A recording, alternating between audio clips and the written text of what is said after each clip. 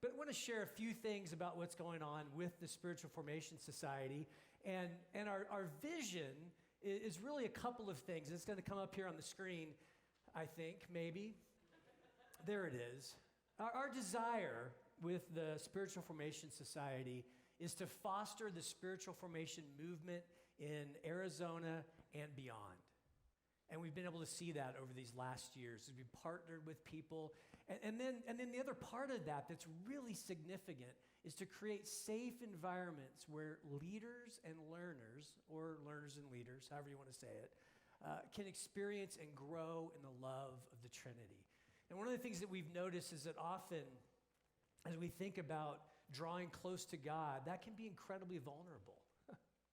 And so we want to create these kind of spaces on retreats and through one-on-one spiritual direction and soul care where people can draw in close to God and listen to him. We live in an incredibly noisy world. You know that. And so our heart is to create spaces that are quiet where we can listen and hear. It's why we do things like silent prayer retreats. And that may sound crazy to some in the room, but to go and spend 24 or 48 hours in quiet just with God, with a group of other people, but just listening, just being with God, it's transformative. And we get to do stuff like that. We get to do those kind of things. You know, in this world where there's so much noise, external noise, sometimes it's internal noise that we deal with. The culture is noisy. We work with a lot of leaders and pastors in churches, and sometimes in churches there's a lot of noise. There's expectations that are put on pastors and leaders, and we love getting to come alongside leaders. In many ways, we say learners and leaders, but I would say in many ways that the leaders are really the bullseye of the target of what we're about. And we know that the church is in significant transition in our culture, in our country, in our world right now. And I will tell you that we also believe that good things are ahead. We have deep hope. Not because we think everything's going to be fine next week. I think in many ways we're going to go through a tough time in the church over these next years. And yet I can tell you I am so hopeful. I know our team is incredibly hopeful. Our podcast this season, the fourth season of our podcast is called The Church is Dying. Or is it? Because we're holding out the hope that we know that when things die, we have a God that leads us through death, burial, and then resurrection. And God is at work. And there may be some painful things in these next years, but we really believe in many ways that what God has led us to offer is for such a time as this, to create spaces where there can be renewal and hope.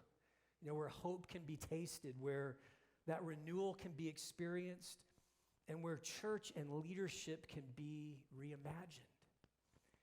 And to give you just a little bit of a flavor of some of the things that we do, up on the screen are going to be a few slides of just some things that we've been about. We do an annual conference every year. We have one coming up again this year with Chuck DeGroat.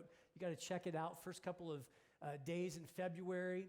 And then we also offer spiritual direction.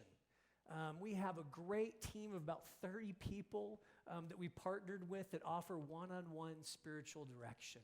Sitting with people, creating a space where someone can listen to God. And one of the things that we've noticed is it is incredibly powerful when someone can just simply listen to God. You know, a lot of us maybe have a lot of great wisdom, but how much more powerful when someone hears from the Lord directly, listening. And so we offer that in spiritual direction. And then a few other things. Formacio is a 2-year program that we started last year in spiritual formation. It's 6 retreats over a 2-year period and monthly coaching. And we just finished in September retreat 4 of 6 in this first cycle. And it's been so wonderful to journey with a group of about 15 people in this program. We have monthly gatherings and community that are part of what we offer and what we do. And then also, you'll notice the podcast that I mentioned. We have 3 episodes already out, 6 that'll be coming out soon.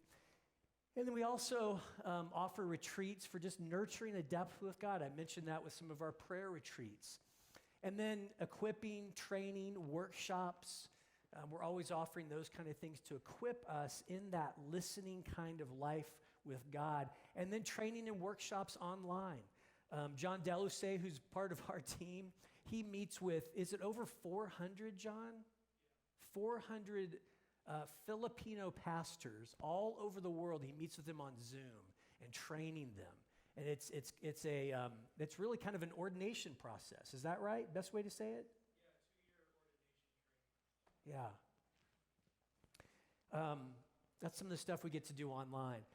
You maybe have heard me say this before, but as we were planning for 2020, and that is almost like a bad word to say, but one of the things that we had in our plans was we wanted to figure out how to offer some things online. Oh, wow. We figured it out and we learned it really quickly, and it was amazing to watch God work even in the midst of that. People would ask us, so was it really hard through the pandemic? Yeah, it was hard. It was hard for all of us, and yet as a ministry, we grew during that time as the Lord just led us and we tried to follow him. Lots of resources coming out. Our team has written several books, and the Simple Pause app, you're going to get a card for that, and you can download that free. It has different prayer exercises. And these are just some of the kind of things that our team has been putting together over the last year or so.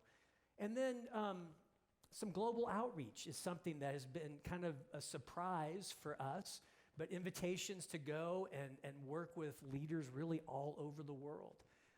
John Deluce and I are going to go to Kuwait next summer for a week or two. Been invited to go to Spain, and then several of us work with missionaries and people all over, and it is a joy.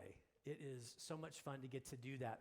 Now, a couple of things that are coming up that I just wanted to let you know about, I think on the next slide, is we've had people asking us about doing something like the Spiritual Formation Society of Arizona in other places, and we've just been trying to pray about that and notice, Lord, is that something you're doing?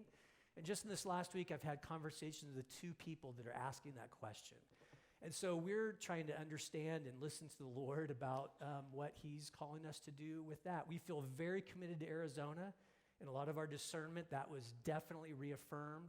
But we're trying to listen. Lord, are you calling us to work with other local areas where we can equip and encourage them to provide these kind of things in their local area?